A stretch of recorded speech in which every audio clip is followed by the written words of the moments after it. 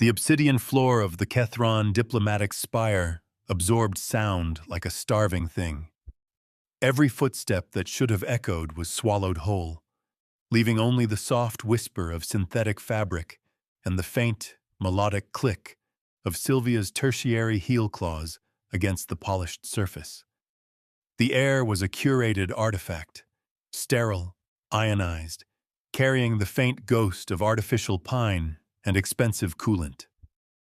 It smelled like a museum vault. It smelled like nowhere I had ever belonged. Caleb's boots were not designed for this floor. They were second-hand T-sector work boots, resoled twice, the composite material leaving faint, almost invisible scuff marks with every step. He noticed them.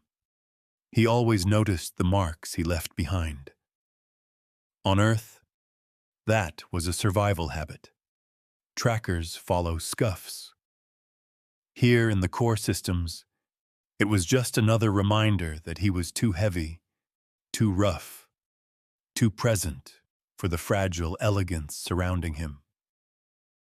The hallway stretched toward the diplomatic chamber, a seamless tube of brushed steel and white polymer panels that glowed with a soft internal light. No shadows. The Kethrons hated shadows. Shadows meant places for predators to hide. Sylvia walked ahead of him, her posture immaculate. She was tall by their standards, almost 7 feet, but built from angles and grace rather than mass. Her skin had the pale, pearlescent quality of someone who had never known unfiltered sunlight, and her movements followed a rhythm that felt almost musical. Every third step, her head would tilt slightly, scanning a wall panel or a ventilation grate. Not out of paranoia, out of habit. She was a diplomat. She noticed details. Caleb noticed different details. He noticed that the security camera at the intersection had its indicator light cycling through a slightly different pattern than the one before it. He noticed that the door seals on the maintenance access points were rated for emergency purge protocols, which meant they could be triggered remotely.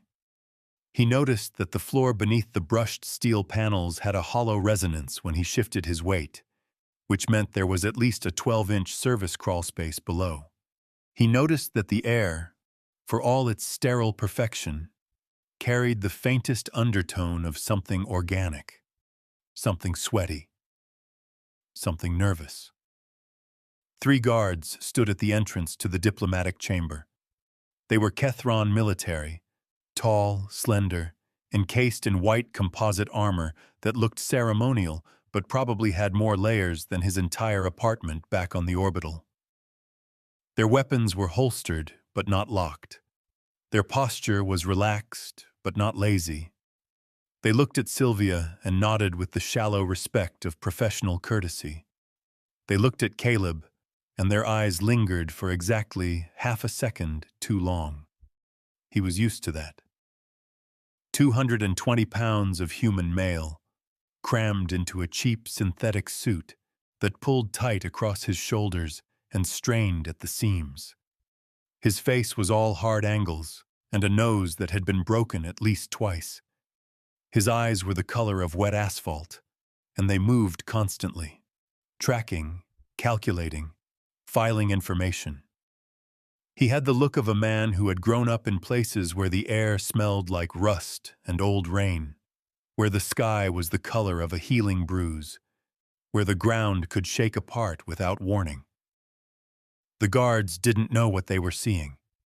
They just knew something was wrong. Sylvia paused at the threshold and turned to face him. Her expression was a careful mask of professional calm, but her secondary eyelids flickered, a tell she didn't know she had. You will remain at the rear of the chamber. You will not speak. You will not make eye contact with any of the delegates unless directly addressed. Caleb nodded. He had heard this speech before. Different words, same meaning. You are a prop. You are furniture. You are the heavy thing that stands in the corner, and reminds everyone that someone paid for you to be here. Understood, he said. His voice was a gravelly rasp, worn down by years of breathing air that wasn't quite clean enough. It sounded out of place in the pristine hallway, like a diesel engine idling in a library. Sylvia's expression flickered, a micro-adjustment of her jaw that might have been discomfort. Then she turned and stepped through the door. The diplomatic chamber was a cathedral of cold power. Obsidian floor, polished to a mirror shine. Walls of black glass that rippled with slow, hypnotic patterns of light. Real-time translations of Kethron subsonic frequencies, a language that existed at the edge of human hearing. The ceiling arched upward, lost in darkness, and from somewhere far above came the soft hum of environmental systems working to maintain the perfect temperature, the perfect humidity, the perfect sterility. A massive circular table dominated the center of the room, carved from a single disk of compressed carbon.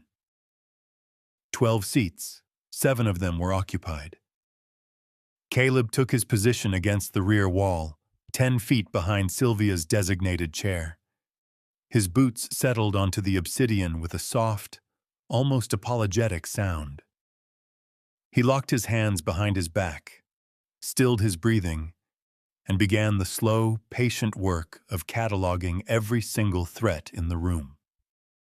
The delegates were from 7 different core system worlds. He had memorized their dossiers, body language profiles, cultural triggers, known alliances, suspected betrayals. The Veth, at the far left, were a species of tall, skeletal beings who communicated through chemical signatures rather than sound. Their representative sat motionless, but tendrils of colored vapor bled from vents in his collar. The smell was sharp, metallic. Anger, according to the briefing files. Next to him, a pair of Drathian twins, stocky, almost human-sized, with 4 arms and faces that looked like smooth masks of polished bone. They were merchants, neutral by reputation, but their eyes tracked the room with the hungry focus of opportunists. Across the table, the Kethron delegation. 3 of them, including Ambassador Therox, a male with silver-flecked skin and the kind of calm, predatory stillness that came from decades of political warfare. His posture was relaxed, but his right hand rested on the table with the fingers slightly curled, a position that allowed him to push to his feet in less than a second. And at the head of the table, the person this entire summit had been called to address, Ambassador Velis of the Zanari Concord. She was smaller than the others, barely 5 feet tall, with skin that shifted between shades of pale blue and deep violet depending on the light. Her eyes were large, liquid, and set slightly too far apart, giving her the look of a creature that was always seeing more than it should. She wore a simple robe of woven light, a fabric that rippled with soft internal luminescence, and her voice when she spoke was a melodic chime that seemed to come from everywhere at once. "The terms of engagement remain unchanged," she said, her words translated by the room's ambient systems into a low, synthetic whisper that Caleb heard through a tiny implant behind his left ear. "The Kethron border worlds will be opened for inspection. In exchange, the Drathian trade routes will be secured against pirate activity. These are the foundations of trust." Sylvia took her seat, her movements precise and practiced. "The human enclave requests a similar inspection of the border worlds. Our settlements have reported 3 incidents of territorial violation in the last cycle alone." The room went still. Caleb felt it before he saw it. The subtle shift in air pressure, the way the delegates' breathing patterns changed almost imperceptibly. Mention of the human enclave always had that effect. Humans were new to the core systems, barely a generation removed from their status as a theoretical species. Most of the delegates had never met a human before today. They had read reports, reviewed data files, and concluded, logically, reasonably, that humanity was a minor power, physically unremarkable, technologically inferior, politically irrelevant. They had never been to Earth. Ambassador Therox leaned forward, his silver-flecked skin catching the light. The human enclave's requests have been noted. They will be addressed in the proper time and through the proper channels. His tone was polite but dismissive, the verbal equivalent of a pat on the head. Let us not forget that humanity is a guest in this region of space. Your protections are extended at the pleasure of the core systems. Sylvia's jaw tightened. Her secondary eyelids flickered again. With respect, Ambassador, the human enclave has contributed bodies, Therox interrupted. His voice remained calm, almost amused. Security personnel, manual laborers, roles that require physical presence rather than intellectual nuance. Let us not confuse utility with partnership. The Drathian twins exchanged a glance. The Veth delegate's chemical plume shifted to a pale yellow, amusement, or perhaps curiosity. Ambassador Valus watched the exchange with her large, liquid eyes, saying nothing. Caleb stood motionless against the rear wall. His breathing remained steady. His hands remained locked behind his back. But his focus sharpened, narrowing to a fine point, because he had just noticed something that didn't belong. The air was changing, not the temperature. The environmental systems were still humming along at their perfect sterile calibration. But the chemistry was shifting, a faint, almost undetectable increase in carbon dioxide, a trace of something organic, something that didn't belong in the curated atmosphere of the diplomatic chamber. Sweat. Old sweat. The kind of sweat that came from someone who had been holding perfectly still for too long, waiting for something. Caleb's eyes moved to the ceiling. The observation gallery, a narrow ledge that ran around the upper circumference of the chamber, accessible only through service passages, was supposed to be empty. He had checked it when he entered. But the lighting patterns had shifted during the opening remarks, and now the shadows up there were just slightly different than they had been before. Someone was in the gallery, someone who had moved into position while the delegates were distracted by political theater. Caleb kept his breathing steady. He kept his posture relaxed. He did not look directly at the gallery, because looking directly at a threat was how you announced that you had seen it. Instead, he let his gaze drift, tracking the shadows in his peripheral vision, cataloging the angles and distances and exit routes. The obsidian floor was polished to a mirror shine. That meant anyone in the gallery could see the entire chamber in perfect detail, every delegate, every guard, every reflection. The table was a single disk of compressed carbon. It weighed nearly 2 tons. It would provide cover if necessary, but only if you could get behind it. The guards at the entrance were outside the chamber, not inside. Standard diplomatic protocol. Armed presence was considered aggressive, but that meant that if something happened inside the room, response time would be measured in seconds. Precious, irreplaceable seconds. The walls were black glass, designed to absorb sound. That meant screams would not carry. Caleb calculated all of this in the space of 3 heartbeats. Then he shifted his weight, just slightly, just enough to angle his body toward the door, and waited. Sylvia was still speaking. The human enclave requests that its contributions be recognized as The lights flickered. It was subtle, barely a half-cycle dimming, the kind of fluctuation that could be dismissed as a power surge or a system glitch. But Caleb had grown up in places where the lights didn't flicker unless something was very, very wrong. He had learned to trust that instinct years ago, in a different life, on a different world. The security camera above the main entrance cycled through its patterns. Red, red, red, then off. Total darkness. For a fraction of a second, the room was suspended in an awful, suffocating silence. Then a high-pitched electronic squeal pierced the air. The emergency systems rebooting, the lights sputtering back to life in slow, flickering waves. But in that fraction of a second, something had changed. The Veth delegate was gone.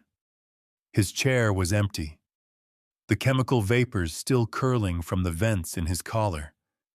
But his skeletal body had simply vanished from the table. No sound, no movement, no indication that he had ever been there at all. The Drathian twins were on their feet, all four of their hands raised in defensive postures. The Kethran delegation had pushed back from the table, their calm composure shattered into something raw and frightened. Ambassador Valis remained seated, her large eyes fixed on something above and behind Caleb. He turned. The observation gallery was no longer in shadow. Three figures stood on the narrow ledge, their bodies silhouetted against the faint glow of the environmental systems.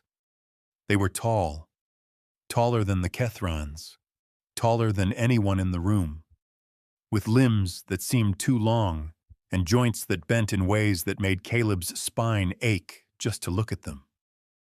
Their skin was the color of old bruises, and their faces were smooth, featureless masks. But the worst part, the part that made something cold and ancient wake up in the back of Caleb's hindbrain, was the way they moved. They didn't step off the ledge. They flowed off it, their bodies unfolding like liquid, descending the 30-foot drop in a controlled, silent fall that should have been impossible for anything with bones. They landed without sound, without impact, and straightened to their full, terrible height. 7 feet, 8 feet, maybe more. And they were carrying weapons, not energy weapons, too slow, too easy to block. They carried curved blades of dark metal, edges that seemed to drink the light, handles wrapped in what looked like leather, but probably wasn't. The blades hummed, just barely, with a frequency that made Caleb's teeth ache. The Drathian twins didn't hesitate. They were merchants, not fighters, but they had 4 arms each and the kind of survival instinct that came from generations of trading in dangerous places. They lunged toward the door, moving fast, their bone masks reflecting the flickering light. The lead figure moved faster. It crossed the distance in 3 impossible strides, its body blurring with speed that didn't match its size. One blade flashed, and the first Drathian twin's left arm separated from his body in a spray of pale blue fluid. He screamed, a high, wet sound that cut off abruptly as the blade reversed and opened his throat. The second twin tried to dodge, but the figure's other hand caught him by the skull, lifted him off the ground, and slammed him into the obsidian floor with a crack that echoed through the chamber. Sylvia was frozen. Her eyes were wide, her secondary eyelids completely retracted, her mouth open in a soundless scream. She had never seen violence like this. She had read about it in reports, studied it in training simulations. But the reality, the wetness, the smell, the way the Drathian twin's body twitched even after his neck had clearly been broken, was beyond anything her refined, intellectual mind had prepared for. Ambassador Therox was shouting into his wrist communicator, his voice cracking. Ambassador Valus had finally risen from her seat, her luminous robe trailing behind her as she backed toward the wall. The three figures spread out, moving with the easy coordination of practiced killers. They weren't rushing. They were hunting, corralling the delegates, cutting off escape routes, savoring the fear that filled the room like a visible fog. Caleb had been trained for this, not by any military, not by any official program. He had been trained by survival, by the brutal, unforgiving logic of a world where threats appeared without warning and hesitation meant death. His body moved before his conscious mind finished processing, shifting from stillness to motion in a fraction of a second. He grabbed Sylvia's chair, a lightweight frame of carbon fiber and synthetic padding, and threw it. Not at the figures, at the black glass wall behind them. The chair struck the glass and shattered. The glass did not. But the impact created a distraction, a flash of motion and noise that drew the killer's attention for exactly the amount of time Caleb needed. He crossed the chamber in 5 strides, his heavy boots thudding against the obsidian floor, his hand closing around Sylvia's wrist. She was light, so light it almost startled him, her bones hollow, her muscles built for grace rather than power. He pulled her toward the table, toward the 2-ton disk of compressed carbon that was the only cover in the room. "Down," he said, his voice low and hard. "Stay down, don't move." She dropped to the floor, her body folding into a crouch behind the table's edge. Her eyes were still wide, still uncomprehending. But her diplomatic training was kicking in. She was following orders, suppressing panic, surviving. Caleb turned to face the figures. They had stopped moving. All 3 of them, standing in a loose semicircle, their featureless masks turned toward him. They were assessing him, he realized, calculating, trying to understand what they were seeing. One of them, the one who had killed the Drathian twins, took a step forward, its head tilted, a gesture that might have been curiosity or confusion. Then it spoke, its voice a dry rustle like dead leaves scraping across concrete. "The human. Remove it." The other 2 moved. They came at him from opposite angles, their blades flashing, their bodies flowing with that same liquid, unnatural grace. They were fast, faster than anything he had ever faced, faster than anything had a right to be. But Caleb had grown up in a gravity well that crushed most species into paste. He had spent his childhood dodging falling debris during tectonic shifts, running from predators that measured their speed in fractions of a second, learning to survive in an environment where the air itself could kill you if you breathed it wrong. He ducked under the first blade. The edge passed so close to his scalp that he felt the wind of it, the faint vibration of the humming metal. He didn't think. He let his body react, let the years of instinct take over, and drove his elbow into the figure's midsection. The impact was like hitting a wall of wet clay. The figure folded around his elbow, its body absorbing the blow in a way that felt wrong, almost fluid. But it felt it.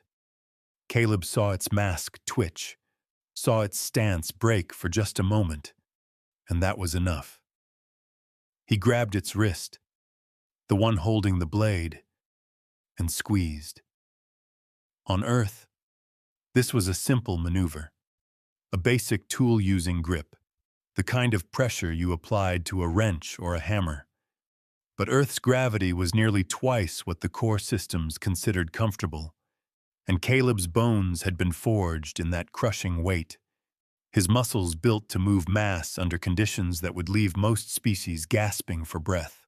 The figure's wrist crumpled, not broke, crumpled.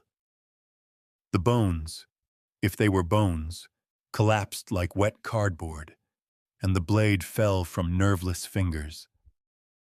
The figure made a sound, a high, thin wail that was almost pitiful, and tried to pull away. Caleb didn't let go. He pulled the figure closer, using its own momentum against it, and drove his forehead into its mask. The mask cracked. The figure went limp, its body folding into a heap on the obsidian floor. The second figure was already on him. Its blade came in low, aimed at his kidneys, a killing strike, precise and efficient. Caleb twisted, but not fast enough. The edge caught him across the ribs, cutting through the cheap synthetic suit and the skin beneath. Pain flared, hot and immediate, but he had been hurt before. He had been hurt worse. He ignored it. He grabbed the second figure's other arm, the one not holding the blade, and pulled, hard. The figure stumbled, its fluid balance disrupted, and Caleb used that moment of instability to drive his knee into its thigh. The impact was brutal, a bone-crushing blow that should have shattered a normal leg. The figure's leg bent backward at the knee. It screamed, a horrible, wet sound, and collapsed, still trying to swing its blade, still trying to kill. Caleb stomped down on its wrist, felt the bones give way, and kicked the blade across the floor. The first figure, the one who had spoken, was still standing. It had not moved during the fight. It stood in the center of the chamber, its featureless mask fixed on Caleb, its body perfectly still. The room was silent except for the wet breathing of the wounded killers and the soft electronic hum of the environmental systems. Caleb straightened, his ribs burning, blood soaking through his ruined suit. He met the standing figure's gaze, or where its gaze would have been if it had eyes, and waited. "You are not possible," the figure said, its rustling voice carrying a note of something that might have been wonder. "Your species is classified as non-combative. Your physical parameters are unremarkable. This outcome is not possible." Caleb spit blood onto the obsidian floor. "Tell that to your friends." The figure tilted its head again, that same curious, almost bird-like gesture. Then it reached up with one long, pale hand and pressed its palm against the wall. The black glass rippled, colors swirled, deep reds, angry oranges, and then the wall split open, revealing a passage beyond. The figure stepped backward into the darkness, still watching Caleb, still assessing. "This is not over, human. You have been identified. You will be studied, and you will be neutralized." The wall sealed behind it, leaving only the smooth, unbroken surface of black glass. Caleb stood in the center of the chamber, bleeding onto the obsidian floor, and allowed himself exactly 3 seconds to feel the pain. Then he turned to check on Sylvia.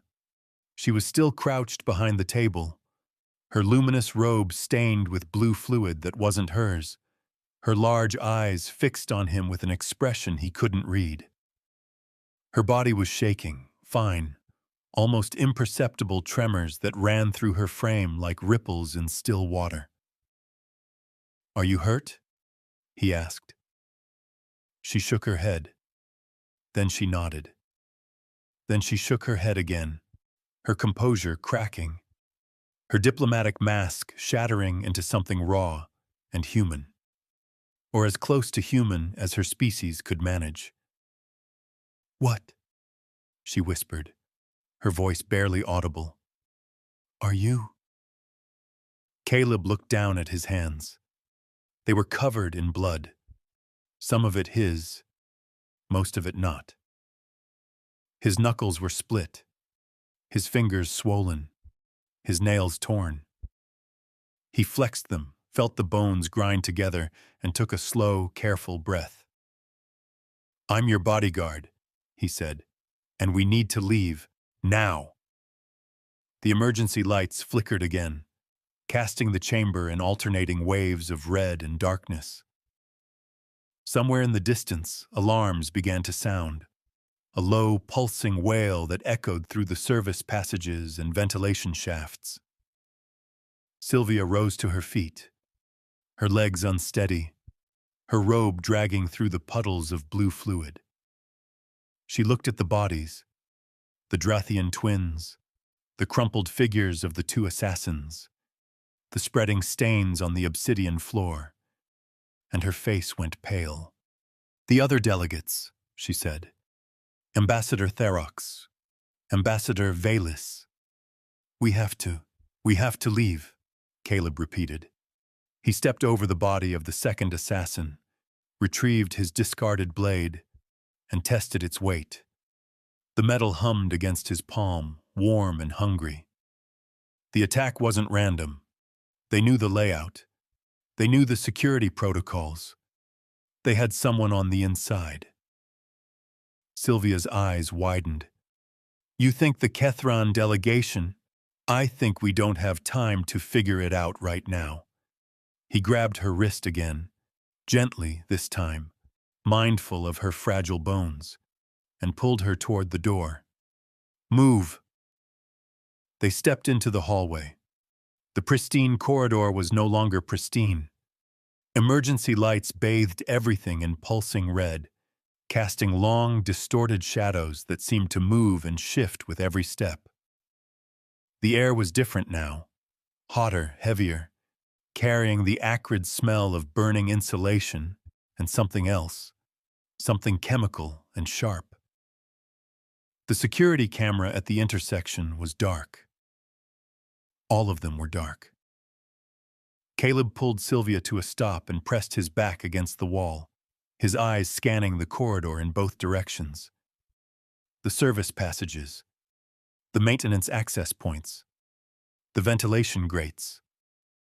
Every shadow was a potential threat, every corner a potential ambush. "Where are the guards?" Sylvia whispered. Good question. The Kethron military had been stationed at the entrance to the diplomatic chamber, but they were gone now. No bodies, no signs of struggle, just empty space where armed soldiers should have been standing. Caleb had seen this pattern before, on Earth, in the Badlands, during the resource wars. You didn't remove guards unless you wanted unfettered access to something, or someone. "We need to get to the transport hub," he said. "It's 3 levels down. Emergency protocols should have activated a lockdown, but..." He stopped. The floor was vibrating. Not the subtle hum of environmental systems, but a deep, rhythmic tremor that traveled up through his boots and into his bones. It felt like footsteps, heavy, synchronized footsteps, coming from somewhere below them. Sylvia felt it too. Her eyes went wide, her secondary eyelids snapping shut and open in rapid succession. "What is that?" Caleb didn't answer. He was already moving, pulling her down the corridor toward the emergency stairwell, his mind racing through possibilities and discarding them one by one.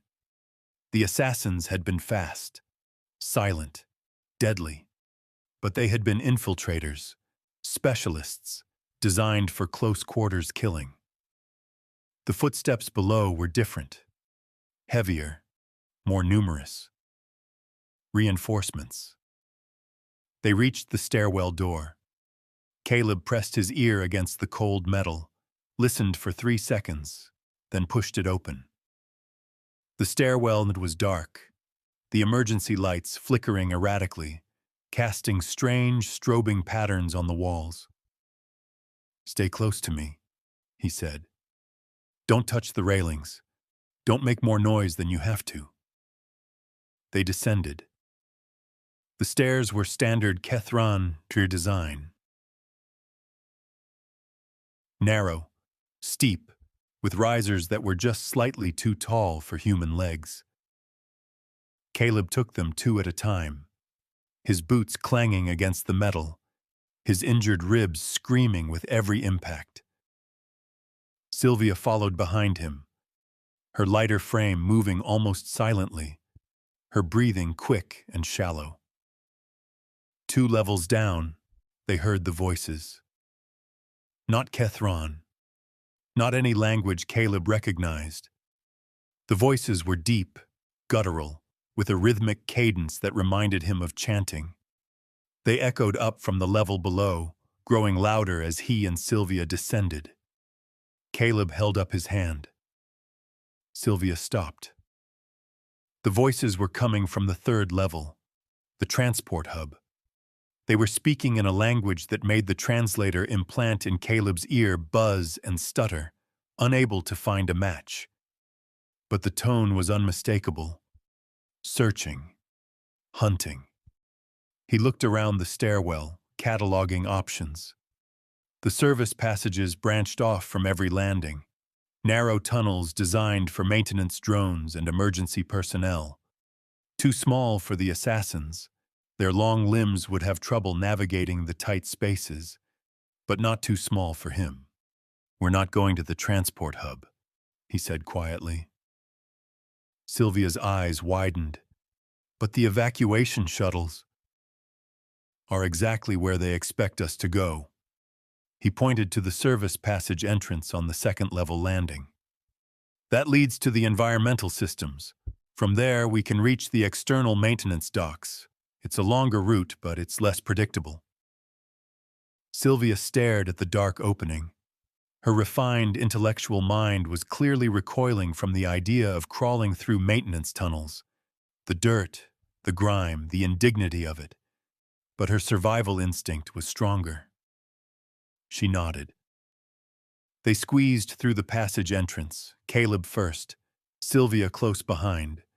The tunnel was barely 3 feet wide, its walls lined with conduits and pipes that hummed with warm, recycled air.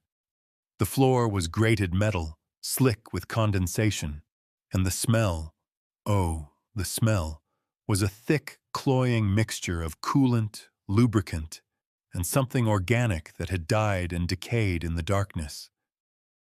Caleb moved quickly, his broad shoulders scraping against the walls, his head ducked to avoid the low-hanging conduits.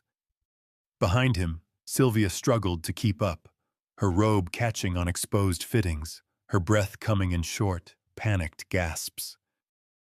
"How do you know this route?" she whispered. "I studied the building schematics," he said. "Standard procedure." "Standard procedure," she repeated, her voice tinged with something that might have been wonder. "You memorized the maintenance tunnels of a diplomatic spire because it was standard procedure. I memorized the maintenance tunnels of every building you've entered in the last 6 months. It's my job."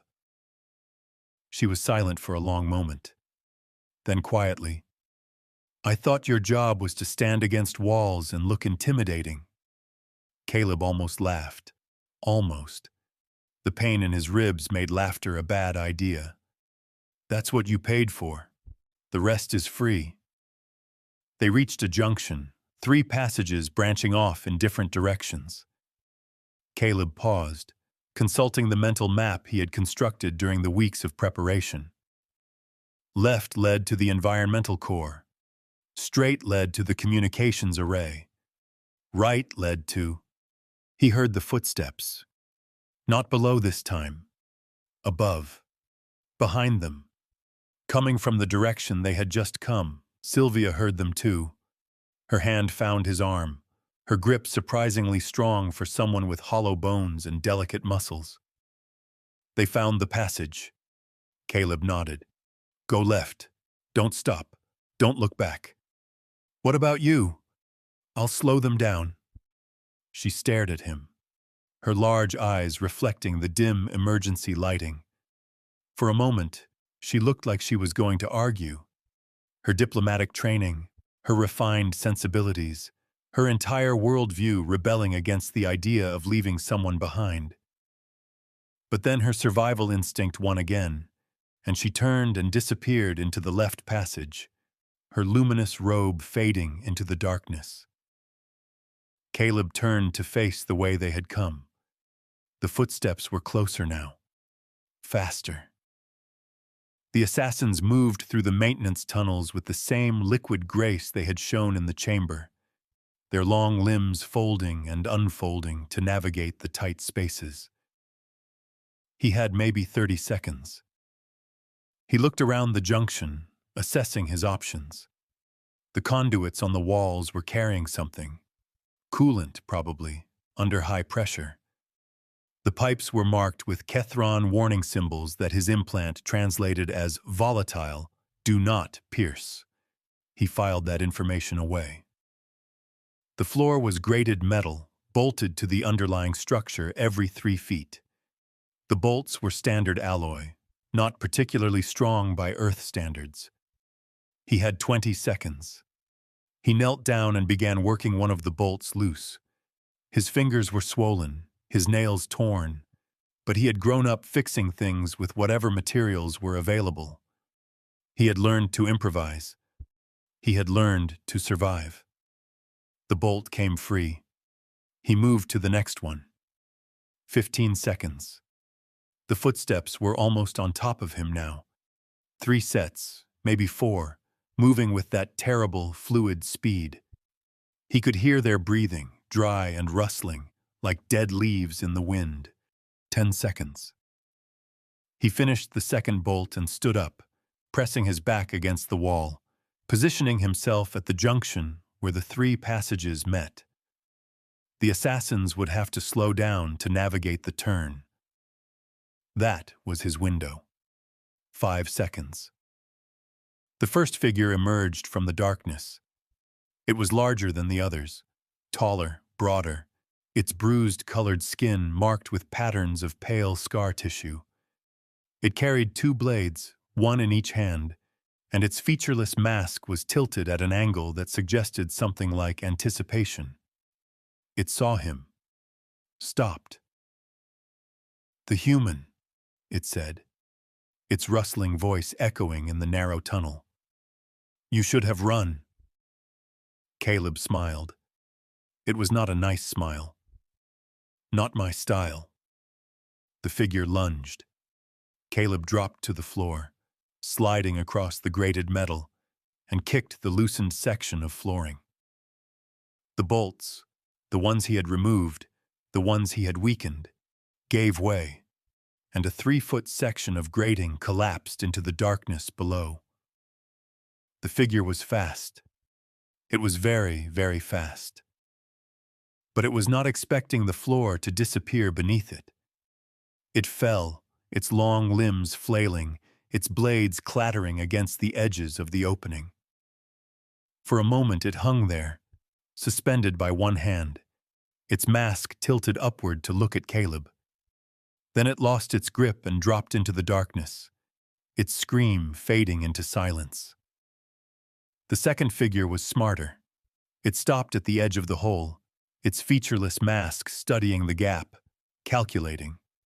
Then it reached up and grabbed one of the coolant conduits, using it to pull itself across the opening without touching the weakened floor. Caleb was waiting. He grabbed the conduit, the one marked volatile, do not pierce, and twisted. The metal groaned, the seals strained, and then, with a sharp crack, the conduit split open. Coolant sprayed out in a thick, supercooled mist, filling the tunnel with white vapor. The figure screamed, a horrible, wet sound, as the coolant hit its skin, freezing the bruised-colored flesh on contact. It released the conduit, fell to the grated floor, and lay there twitching, its body covered in a growing layer of frost. Caleb didn't wait to see if it would get up. He turned and ran down the left passage, following the faint glow of Sylvia's robe, his boots slipping on the condensation-slicked floor, his ribs burning with every breath. He found her at the environmental core, a large, circular chamber filled with humming machinery and massive air filtration units. She was standing near the main access panel, her hands shaking, her eyes fixed on something on the far side of the room. Caleb followed her gaze. The maintenance dock was visible through a large observation window, a wide, open platform where repair shuttles docked with the spire.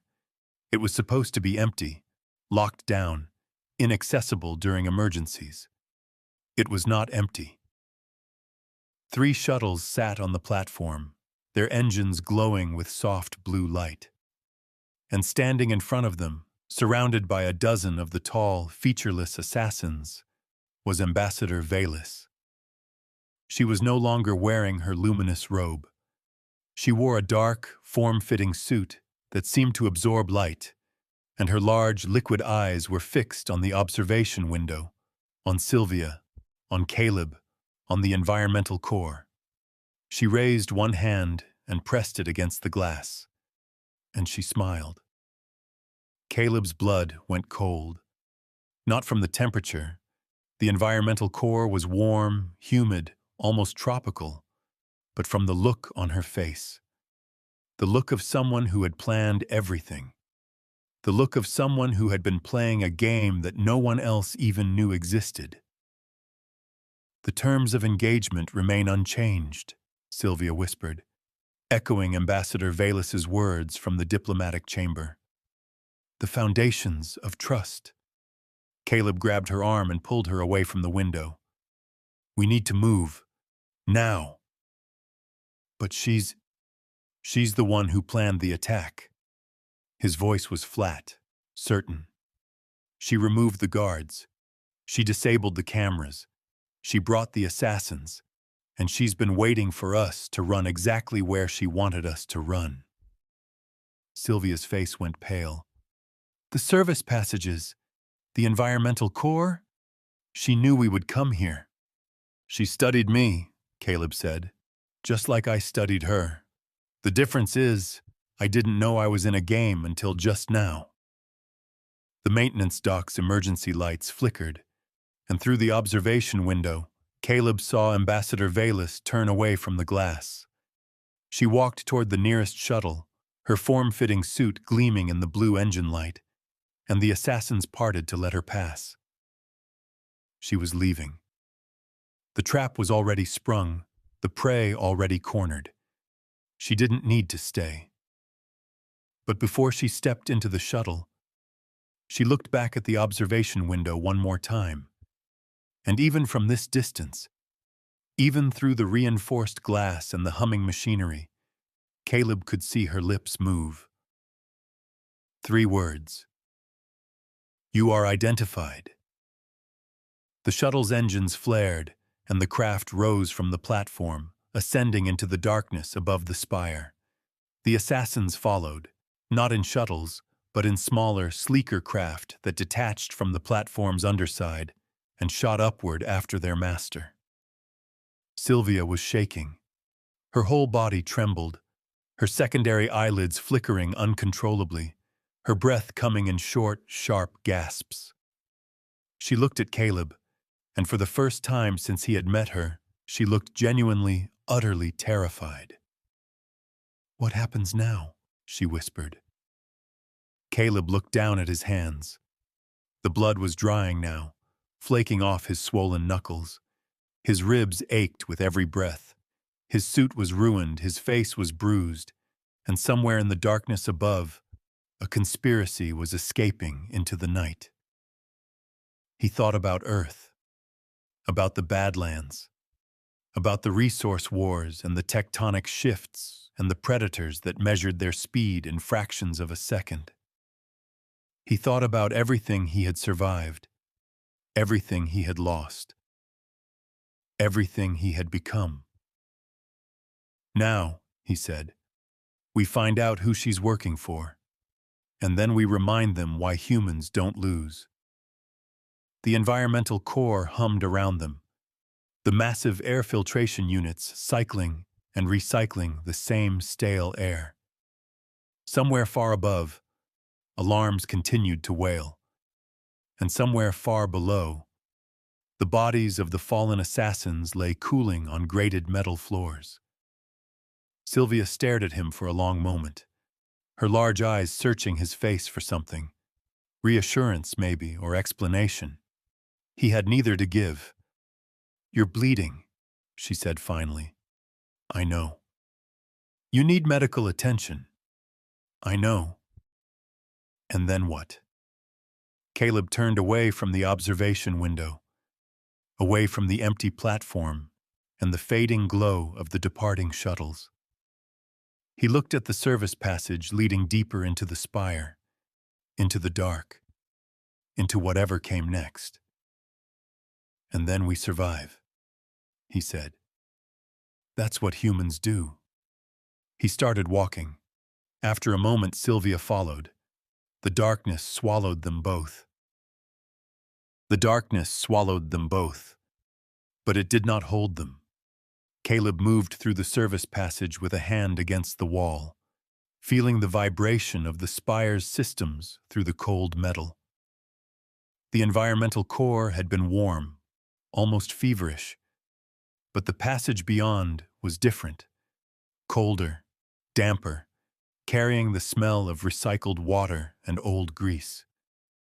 His boots found the grated floor, found the familiar pattern of resistance and give, and his legs kept moving even as his mind raced through a dozen impossible questions.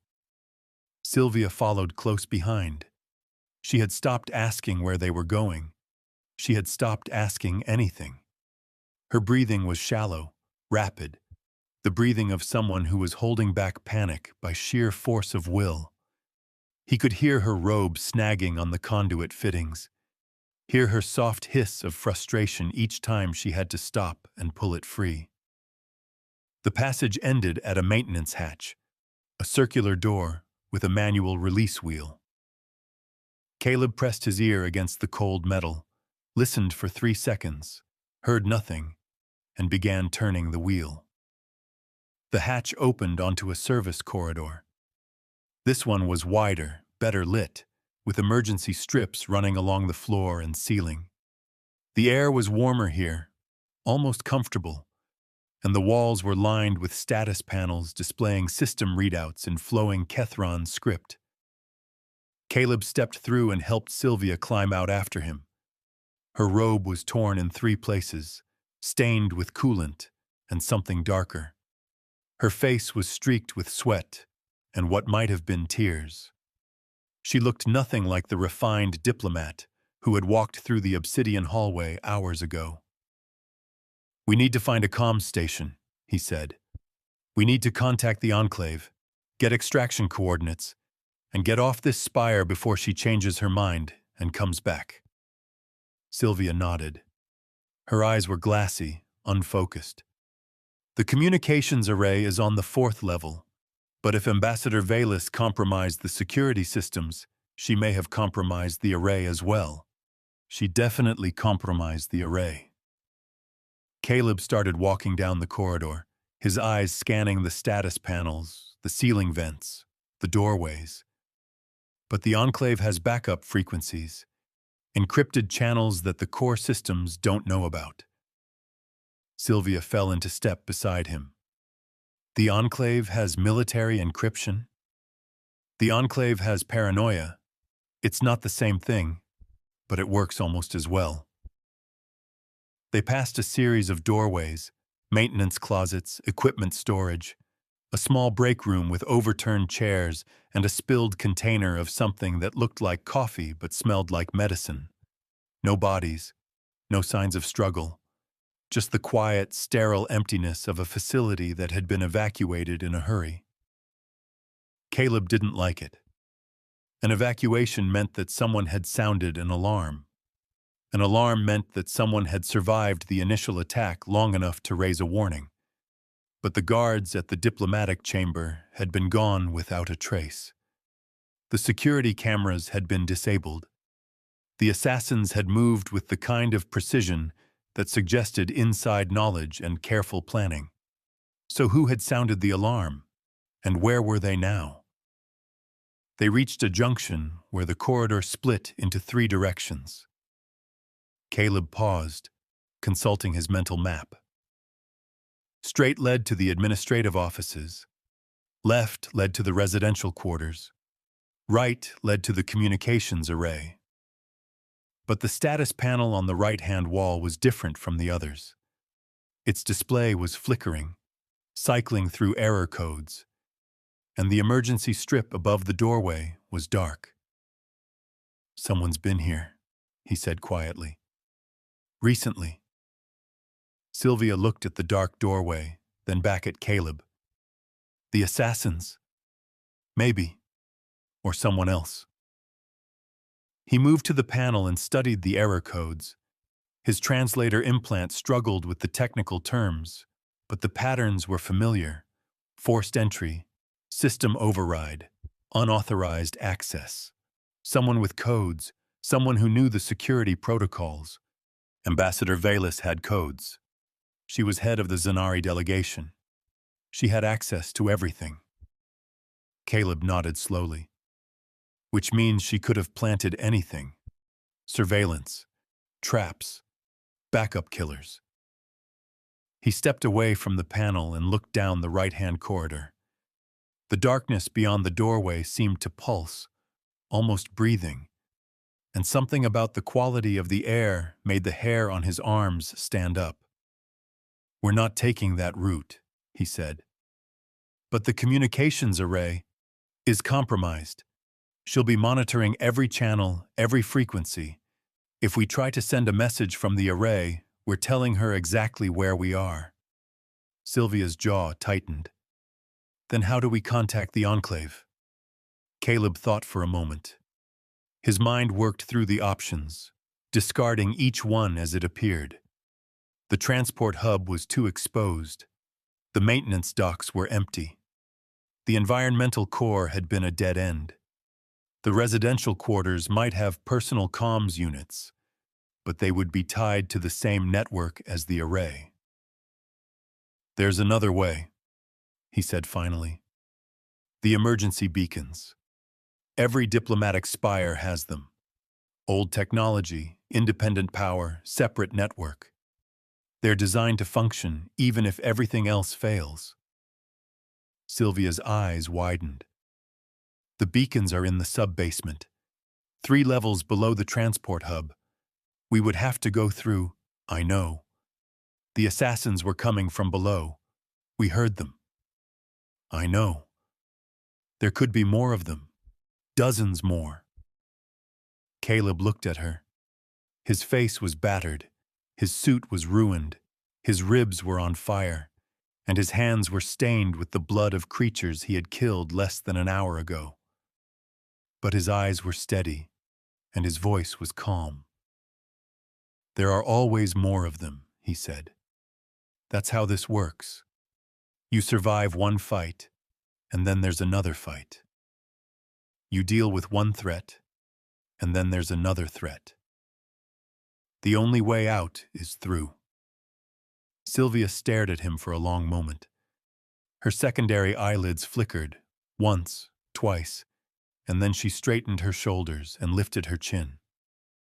The diplomat was coming back, piece by piece, rebuilding herself from the ruins of her composure. "Through, then," she said. "Show me the way." They backtracked to the maintenance hatch, descended a service ladder to the level below, and found themselves in a section of the spire that had not been designed for visitors. The ceilings were lower here, the walls unpainted, the floors bare metal streaked with rust. The emergency lighting was sparse, casting long shadows that seemed to move and shift as they walked. Caleb moved carefully, his steps measured, his eyes tracking every shadow, every sound, every flicker of movement at the edge of his vision. The air was thick and stale, carrying the smell of old machinery and something else, something sweet and cloying that reminded him of the Badlands after a rainstorm, when the desert flowers bloomed and the scavengers came out to feed.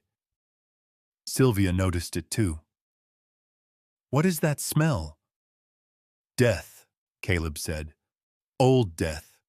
The kind that soaks into the walls and never really goes away." She didn't ask any more questions after that. The sub-basement was a maze of interconnected chambers.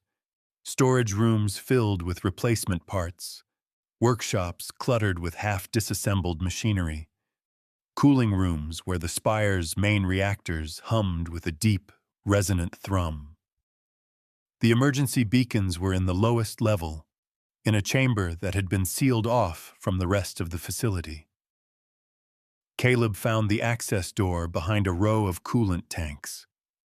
The door was heavy, reinforced, marked with warning symbols that his translator rendered as emergency use only, authorized personnel only, violators will be prosecuted. He didn't care about violators. He cared about the fact that the door was already open, just slightly. A crack, barely wide enough to see through, but enough to let a sliver of light escape from the chamber beyond. He held up his hand. Sylvia stopped. Voices. Coming from inside the chamber.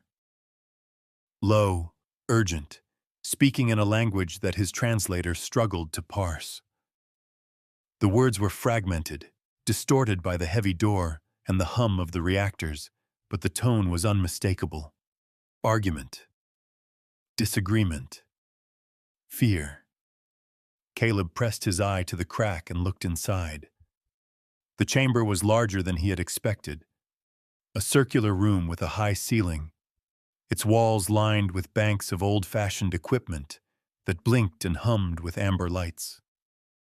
In the center of the room, mounted on a reinforced platform, stood the emergency beacon. A cylindrical device nearly 10 feet tall, its surface covered in antenna and signal emitters. And standing around the beacon, their backs to the door, were 4 figures. Not assassins. Not Kethron. These figures were smaller, stockier, with broad shoulders and thick limbs that moved with a heavy, deliberate grace. They wore dark uniforms that blended into the shadows, and their heads were covered with helmets that obscured their faces. But Caleb knew those uniforms. He knew those helmets. He had worn similar ones years ago in a different life. Enclave security, he breathed. Sylvia's eyes went wide. The Enclave sent a team? How did they know? They didn't know. They were already here. Caleb's voice was flat, hard. They've been here the whole time, watching, waiting. The 4 figures were arguing about something. The beacon, maybe, or the timing of an extraction. Their voices rose and fell, their language shifting between Enclave standard and something older, rougher. One of them gestured angrily at the door, and another shook his head and pointed at the ceiling. Caleb pulled back from the crack and pressed his back against the wall. His mind was racing, connecting dots that he hadn't even known existed. The assassins had been professionals. They had known the layout, the security protocols, the blind spots. They had moved with the kind of precision that came from careful planning and inside knowledge. But they had also been stopped. By him. By one human, unarmed, outnumbered, operating on instinct and desperation. That shouldn't have happened. Not if the attack had been planned by someone as meticulous as Ambassador Valus. Not if she had studied him, learned his patterns, anticipated his responses. Unless she hadn't planned for him to survive. Unless someone else had made sure that he did. The Enclave knew about the attack, he said quietly. They knew about it before it happened, and they didn't warn us. Sylvia stared at him. Her face had gone pale again, the color draining from her pearlescent skin. That's not possible. The Enclave would never... The Enclave would do whatever it takes to protect its interests. Caleb's voice was bitter, tired. I've seen it before. We're not citizens, Sylvia. We're assets, tools, bodies to be used and discarded when we're no longer useful. You can't know that. You don't have any proof. Caleb pointed at the door. They're in there, arguing about whether to activate the beacon. Not whether to help us. Whether to activate the beacon. Because they're not here to rescue anyone. They're here to collect data, to observe, to see how the attack played out and report back to their handlers. Sylvia's hands were shaking. Her composure, rebuilt so carefully after the chaos of the diplomatic chamber, was cracking again. Then what do we do? If we can't trust the Enclave, and we can't use the communications array, and we can't reach the transport hub, we do what humans have always done. Caleb pushed away from the wall and walked toward the door. We improvise. He pushed the door open. The four figures spun around, their hands moving to weapons holstered at their hips. The one in front, a tall woman with close-cropped hair and a scar running down her left cheek, stared at Caleb with an expression that shifted from shock to recognition to something colder. "Caleb," she said, "you're supposed to be dead." "Sorry to disappoint, Commander." Caleb stepped into the chamber, his hands visible, his posture relaxed. "I know that would have made your report a lot cleaner." The commander's jaw tightened. Her hand hovered over her weapon, not drawing, but not moving away. "You don't understand what's happening here." "Then explain it to me." Caleb stopped a few feet from the group, close enough to be a threat, but far enough to give them room. "Tell me why the Enclave sent a security team to a diplomatic summit they weren't invited to. Tell me why you've been hiding in the sub-basement instead of helping us fight off the assassins. Tell me why Ambassador Valus knew exactly where we would run." The commander exchanged glances with her team. One of them, a younger man with nervous eyes and a twitch in his left hand, shook his head almost imperceptibly. But the commander held Caleb's gaze, and after a long moment, she exhaled and let her hand fall away from her weapon. "Valus isn't working alone," she said. "She's part of a coalition. 7 core system worlds, united by one goal, the elimination of the human enclave." Caleb felt the words hit him like a physical blow. Beside him, Sylvia made a small, wounded sound.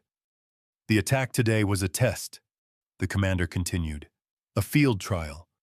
They wanted to see how humans would respond to a coordinated assassination attempt. They wanted to collect data on our combat capabilities, our survival instincts, our weaknesses. And you let it happen." Caleb's voice was quiet, almost gentle. But something in his eyes made the commander take a step back. "You knew about the attack, and you let it happen. You let them kill the Drathian delegates. You let them try to kill Sylvia. You let them. We saved your life." The commander's voice was sharp, defensive. "We've been tracking Valus for months. We knew about the attack, yes. But if we had intervened too early, we would have blown our cover. We would have lost the only chance we have to figure out who she's working with and what they're planning." Caleb stared at her. His hands were shaking now, not from fear, but from something else, something older, something darker. "How many?" he asked. "How many what? How many people had to die today so you could keep your cover?" The commander didn't answer. She didn't need to. The silence was answer enough. Sylvia stepped forward, her voice trembling but steady. "The Drathian delegates, the guards at the entrance, the other diplomats. How many of them are dead because you chose to watch instead of act?" The younger man with the nervous eyes spoke up. "We didn't have a choice. If we had moved too early, everyone has a choice." Caleb's voice was cold, flat, empty. "You chose to let people die. You chose to let us be hunted through the corridors of this spire while you sat in your safe little room and watched on your monitors. You made your choice. Now you get to live with it." He turned away from them and walked toward the emergency beacon. The device hummed with a low, steady vibration, its surface warm to the touch. He studied the controls, the readouts, the activation sequence, and then he looked back at the commander. "You're going to activate this beacon," he said. "You're going to send a message to the Enclave. You're going to tell them that the test is over, that the data has been collected, and that Valus has escaped." The commander's eyes narrowed. "And why would I do that?" "Because if you don't, I'm going to walk out of this room and find the nearest comms panel, and I'm going to send a message to every news outlet in the core systems. I'm going to tell them that the human enclave allowed a diplomatic summit to be attacked so they could study the results. I'm going to tell them that their security forces stood by and watched while innocent people were murdered. And I'm going to name names." The commander's face went pale. "You wouldn't. Try me." For a long moment, no one moved. The emergency beacon hummed. The reactors thrummed. The 4 Enclave security officers stood frozen, their hands hovering over their weapons, their faces caught between fear and calculation. Then the commander nodded, slowly, and walked to the beacon's control panel. Her fingers moved across the interface, entering codes, adjusting frequencies. After a few seconds, the beacon's surface began to glow with a soft blue light, and a low chime echoed through the chamber. "Message sent," she said. "The Enclave knows. They'll send extraction. But it won't be fast. The nearest ship is 6 hours out." Caleb nodded. "Then we wait." "We wait in here?" Sylvia's voice was small, uncertain. "With them?" "No." Caleb looked at the commander, held her gaze for a long moment, and then turned toward the door. "We wait somewhere else. Somewhere they can't watch us." The commander started to speak, thought better of it, and fell silent. Caleb walked to the door, pushed it open, and stepped back into the darkened corridor. Sylvia followed. Behind them, the emergency beacon continued to glow, its message racing across the void toward the human enclave, toward whatever came next. They found a maintenance closet 3 levels up, small, cramped, filled with the smell of cleaning supplies and old lubricant. Caleb pushed aside a stack of synthetic fabrics, cleared a space on the floor, and lowered himself down with a grunt of pain. His ribs had stopped burning and started throbbing. The wound on his side had soaked through his ruined suit and was beginning to stain the fabric beneath. He pressed a hand against it, felt the warmth of his own blood, and tried to remember how long it had been since he had last eaten or slept. Sylvia sat across from him, her knees drawn up to her chest, her luminous robe gathered around her like a shield.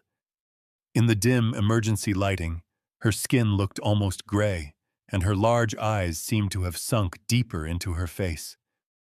"They were supposed to protect us," she said quietly. "The Enclave. They were supposed to be our protectors, our allies." Caleb leaned his head back against the wall and closed his eyes. "The Enclave is a government. Governments protect their interests. Sometimes those interests align with the people they're supposed to serve. Sometimes they don't. How can you be so calm about this? How can you just accept that the people who were supposed to keep us safe let us walk into a trap?" He opened his eyes and looked at her. His face was bruised, bloody, exhausted, but his gaze was steady. "Because I've seen it before," he said. "On Earth. During the resource wars. The people in charge made the same calculations. They weighed lives against objectives. They decided that some people were expendable. That's what governments do. That's what power does. Sylvia stared at him. Her secondary eyelids flickered, once, twice, and then she looked away. That's a terrible way to live. It's the only way to survive. They sat in silence for a long time. The maintenance closet was cold, cramped, uncomfortable. But it was hidden. It was safe. For now. Caleb's mind drifted back to the diplomatic chamber, to the moment the lights had flickered and the assassins had descended from the gallery. He replayed the fight, frame by frame, analyzing his movements, his decisions, his mistakes. He had been slow, hesitant. He had let the second blade cut him because he had been too focused on the first assassin. He had allowed Ambassador Valus to escape because he had been too focused on protecting Sylvia. He wouldn't make those mistakes again. But there were other mistakes, deeper, more fundamental, that he couldn't stop thinking about. The way the Enclave security team had been hiding in the sub-basement, watching, waiting. The way the commander had looked at him when he walked through the door. The way she had said his name. Caleb. You're supposed to be dead. He had never met her before. He was certain of that. He would have remembered her. The scar, the cold eyes, the way she held herself like someone who had killed before and would kill again. So how did she know his name? And why did she expect him to be dead? Sylvia's voice broke through his thoughts. Caleb? Yeah. Back in the chamber. When the assassins attacked. How did you know what to do? He considered the question. It was simple, innocent, almost childlike. But the answer was complicated, wrapped in years of violence and survival and things he didn't like to remember. I've been in fights before, he said. Bad ones. The kind where you don't have time to think. You just react. Your body knows what to do even when your mind doesn't. Sylvia shook her head slowly. That's not an answer. That's an evasion. It's the only answer I have. No. She leaned forward, her eyes searching his face. There's something different about you. Something I've noticed since the first day we met. The way you move, the way you watch, the way you calculate distances and angles without even seeming to think about it. You're not just a bodyguard, Caleb. You're something else. Something I don't understand. Caleb was quiet for a long moment. The maintenance closet hummed around them, the distant vibration of the spire's systems, the soft whisper of air through the vents, the faint crackle of emergency lighting. You want to know what I am? He said finally. I'm a survivor. I come from a planet where the ground shakes itself apart on a regular basis, where the air can kill you if you're in the wrong place at the wrong time, where the predators have been evolving for billions of years to be faster, stronger, smarter than anything else in the ecosystem. He paused, looking down at his hands. The blood had dried now, flaking off his swollen knuckles. I grew up in a place called the Badlands, he continued. It was a mining colony, built on the edge of a tectonic fault. The ground was unstable. The air was toxic. The company that ran the colony didn't care about safety regulations or environmental protections.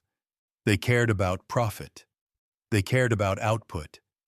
They cared about meeting quotas. Sylvia listened in silence, her large eyes fixed on his face. The Badlands were dangerous, Caleb said. But they weren't the most dangerous thing on Earth. They weren't even close.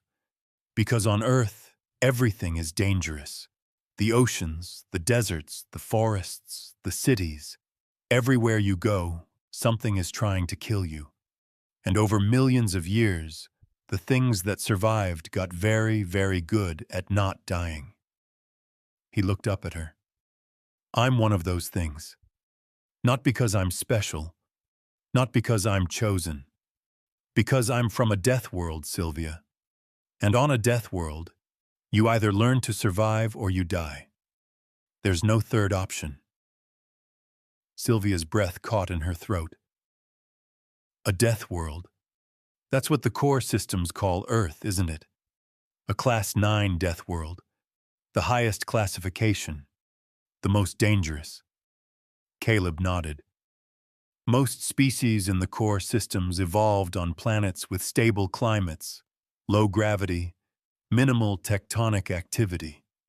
They never had to fight for survival. They never had to adapt to constant threats. They never had to learn how to kill. He flexed his fingers, felt the bones grind together. I did. We all did. Every human on every human world. We grew up in an environment that would crush most species into paste. We evolved to survive. And that evolution made us into something that the core systems doesn't understand. Something dangerous, Sylvia whispered. Something necessary. Caleb's voice was quiet, almost gentle. Because the coalition that Ambassador Valus is part of, they're not going to stop with one attack. They're going to keep coming. They're going to keep testing. And eventually, they're going to realize that the only way to deal with humanity is to eliminate us completely. Sylvia's face went pale. You think it's that bad? I know it is. He leaned his head back against the wall and closed his eyes. I've seen it before. On Earth, during the resource wars. The powerful always try to eliminate the threats, and humans have always been the biggest threat of all. The maintenance closet fell silent. Somewhere above them, the spire groaned and shifted, settling into the darkness. Somewhere below, the emergency beacon continued to pulse, its message racing across the void. Caleb slept. Not deeply, he never slept deeply anymore, but enough to let his body begin the slow work of repair. His ribs throbbed, his side burned, his hands ached. But he was alive. And as long as he was alive, he would keep fighting. Hours later, or maybe minutes, it was hard to tell in the darkness. A sound pulled him back to awareness. Footsteps, coming from the corridor outside. He was on his feet before his eyes opened, his body moving on instinct, his hand reaching for a weapon that wasn't there. Sylvia stirred beside him, her eyes blinking open, her mouth forming a question that he silenced with a raised hand. The footsteps were close, deliberate, not running, not sneaking. Walking. Someone who knew exactly where they were going and wasn't trying to hide it. Caleb pressed his ear against the door and listened. One person. Heavy footsteps. The kind that came from dense bone and solid muscle. Breathing that was steady, controlled, unhurried. A faint clicking sound, metal against metal, maybe a weapon or a tool. The footsteps stopped. Right outside the door. Caleb held his breath. Beside him, Sylvia pressed herself against the wall, her eyes wide, her hands pressed over her mouth. A knock. 3 sharp raps against the metal door. Caleb. A voice, low, female, familiar. It's Commander Wren. Open the door. The extraction ship is here. He didn't move. His mind was racing, analyzing, calculating. Wren, the commander from the sub-basement, the one who had known his name, the one who had expected him to be dead. "Open the door," she said again. "We don't have much time. The coalition has ships in the area. If they detect the extraction, they'll intercept." Caleb looked at Sylvia. She shook her head almost imperceptibly, a warning, a question, a plea. He understood. He felt the same way. But they didn't have a choice. The extraction ship was their only way off the spire, their only way back to the Enclave, their only chance to warn humanity about what was coming. He reached for the door handle, took a deep breath, and pulled it open. Commander Wren stood in the corridor, her scarred face illuminated by the emergency lighting. She was alone, her hands empty, her posture relaxed. But her eyes were watching him the same way he watched threats, calculating, assessing. "The ship is on the upper docking platform," she said. "We need to move fast. The coalition knows you survived. They'll be looking for you." Caleb stepped out of the closet, his body positioned between Wren and Sylvia. "How do they know?" Wren's jaw tightened. "Because Ambassador Valus isn't the only one with spies. The coalition has people everywhere. In the Enclave, in the core systems, in places we haven't even identified yet." And the Enclave's response? "They're mobilizing, but it's going to take time. The coalition has been planning this for years. They have resources, allies, weapons. We're playing catch-up." Caleb nodded slowly. He looked at Sylvia, saw the fear in her eyes, the exhaustion, the desperate hope. Then he looked back at Wren. "One question," he said. Wren met his gaze. "What?" "How do you know my name?" The corridor fell silent. The emergency lights flickered. Somewhere far away, an alarm began to sound. Low, pulsing, insistent. Wren's expression didn't change, but something in her eyes shifted. Something cold and ancient and calculating. "Because I've been watching you for a long time, Caleb," she said. "Longer than you know. Longer than anyone knows." She reached up and pressed her palm against the wall. The metal rippled, shifted, and a hidden panel slid open, revealing a passage beyond. "We need to go," she said. "Now, before it's too late." Caleb stared at the passage, dark, narrow, leading somewhere he couldn't see. He thought about the diplomatic chamber, the assassins, the Enclave security team hiding in the sub-basement. He thought about Ambassador Valus, her liquid eyes, her knowing smile. He thought about Earth, about the Badlands, about everything he had survived and everything he had lost. He looked at Sylvia. She nodded, almost imperceptibly. "Fine," he said.